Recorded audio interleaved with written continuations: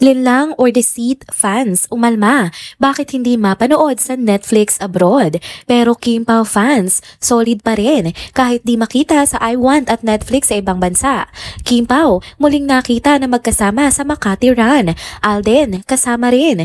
Paulo, bodyguard mode on again. Todo bantay pa din kay Kim. Tara, kwentuhan muli tayo.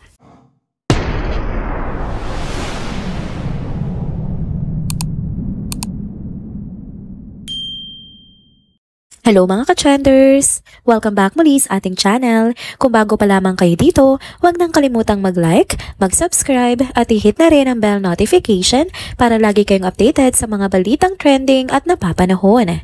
Mga ka-trenders, usapang Linlang the series na naman tayo ngayon. At hindi lang basta usapan dahil trending ulit ang pangalan ng serye sa social media. Matapos ang isang simpleng post ni Sir Eric John Salute sa X na nagsabing, usapang #Linlang, #Deceit tayo. Go? At aba, go na go ang netizens sa paglabas ng saloobin nila. Mula sa mga fans na paulit-ulit na itong pinapanood hanggang sa mga team abroad na bitin dahil hindi pa nila mapanood ang buong serye sa kanilang lugar.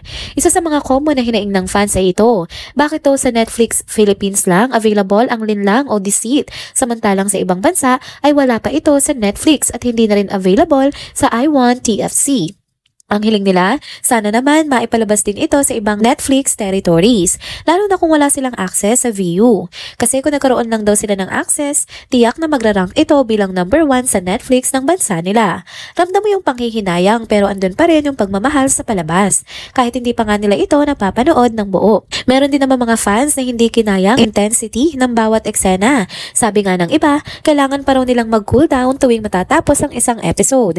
Lalo na raw noong episode 13. Nako, grabe raw pala ang bigat. Kaya may ilan talagang nag-skip na lang para makaiwas sa heartbreak at selos.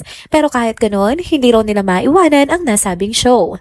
Sa kabilang banda, may mga viewers din na kinukonsider ang mga kasama nila sa bahay. May nagsabing hindi raw ito gaanong enjoy panoorin ng mga senior viewers kasi sobrang intense ng mga eksena. Lalo na daw kapag lumalabas si Juliana, yung karakter nga ni Kim Chu na talaga namang kakataas daw di umano ng blood pressure. Ayon sa ating netizens. Kaya sa bahay nila, mas pinipili nilang ulit-ulitin ang mga mas light na serye gaya ng My Love Will Make You Disappear. Pero kahit ganun, hindi matatawaran ang galing ng aktinga ng buong cast, lalo na nga ni Kim at Paulo.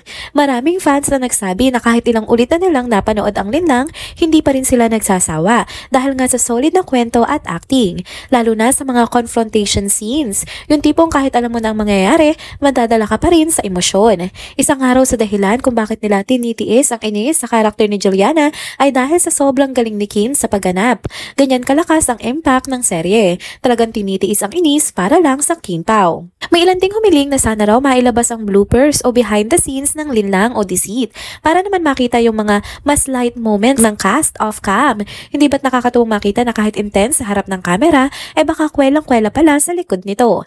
At syempre, hindi mawawala ang tanong ng mga fans abroad. Kailan kaya ipapalabas ang Linlang o Deceit sa Netflix US? Isang simpleng tanong na puno ng pag-asa. Dahil kung tutuusin ang ganitong klaseng kwento, acting at production value ay hindi lang pang Pinas, pang worldwide dapat. Isa ito sa mga patunay kung gaano nga kalaki ang epekto ng Deceit o Linlang sa mga manonood.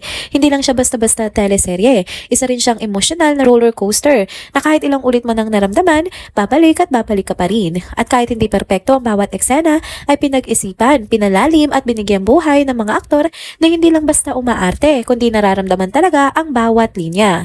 Sa ngayon, habang hinihintay pa ng team abroad ang pagdating ng Linlang sa kanilang bansa, tuloy ang kwentuhan online. Patuloy ang pag-rewatch ng mga fans dito sa Pilipinas. Patuloy rin ang pag-asa na sana mas marami pa ang makapanood nito kasi nga naman ang ganitong klaseng serye ay hindi dapat mapalampas. Kaya kung isa ka sa mga umiyak, nainis, na in love at na-stress sa bawat eksena, alam mo na, isa kang certified Linlang or Deceit fan. At habang ang lahat ay umaasang mas mapapalawak pa ang reach ng palabas na ito, mananatili sa puso natin ang bawat eksenang hindi nga natin malilimutan. Next topic naman tayo mga ka-trenders. Handa na ba kayong muling kiligin? Aba, kung tumitubok pa ang puso nyo sa tambalang Kim Chu at Paolo Avellino, sigurado mapapangiti kayo sa bagong ganap na ito. Namataan na naman kasi ang dalawa na magkasamang tumatakbo kahapon, araw ng linggo sa kahabaan ng Makati. Yes mga ka-chenders, balik Sunday run na naman ang Kim Pao. Matagal-tagal din tayo na bakante sa ganitong eksena lalo na't naging abala sila pareho sa lock-in taping ng kanilang bagong serye na The Alibi. At yan nga ay sa Cebu.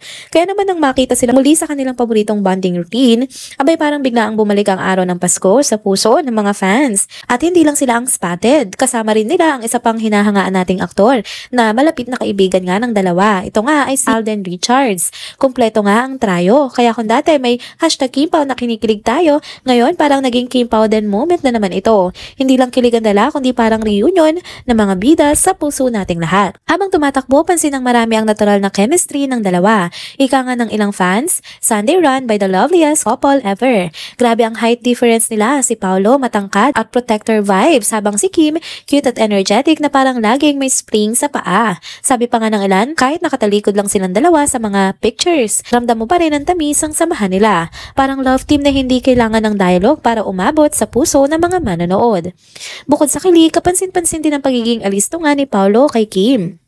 Napansin ng ilan na sa mga litrato madalas ay nasa kanan o kaliwang gilid siya ni Kim o kaya na may nasa likod parang bodyguard ang peg. Pero hindi ito basta tsamba. Kung matatandaan nga natin sa mga naunang run sessions nila, may mga ilang insidente na may hindi inaasahang bumangga kay Kim o kaya may mga tila sunod ng sunod sa kanya. Kaya siguro ngayon, all out na ang pagiging bantay ni Paolo, lalo pat nasa public space sila at medyo nagiging regular na nga ang sighting sa kanila. Pero kahit pa ganun, hindi mawawala ang saya sa mga fans.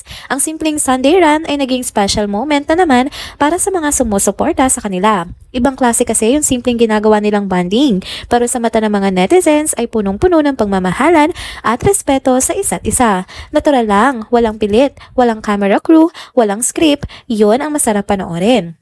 Habang busy sila sa taping ng The Alibi, nakakatuwa lang na may mga ganitong sandali pa rin sila na talagang hinahanap-hanap ng mga fans. Kahit pa hindi ito scripted o bahagi ng promo, epektibong paalala ito na malalim ang connection nilang dalawa. Sa mga supporters nila, sapat na ang makita silang magkasama, tumatakbo, nagkakasiyahan, at parang walang ibang tao sa paligid kundi sila lang. Kaya sa mga patuloy na nag-aabang ng mga ganap ni Kim at Paolo, ito na uli ang inyong daily dose of happiness.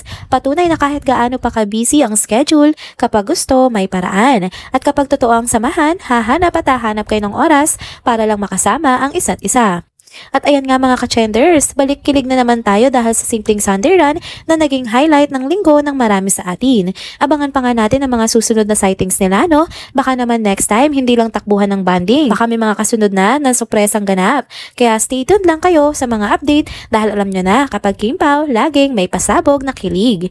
And there you go mga ka-chenders, dito na po muna nagtatapos ang ating isa na namang trending video update. Salamat sa inyong pagsubaybay at pagsama sa akin hanggang sa dulo ng video na ito. Pero bago kayo umalis, huwag niyo pong kalimutang mag-like, mag-comment, mag-subscribe at i-hit na rin ang bell notification para lagi kayong updated sa mga balitang trending at napapanahon. Kita-kits po sa susunod na video. Paalam!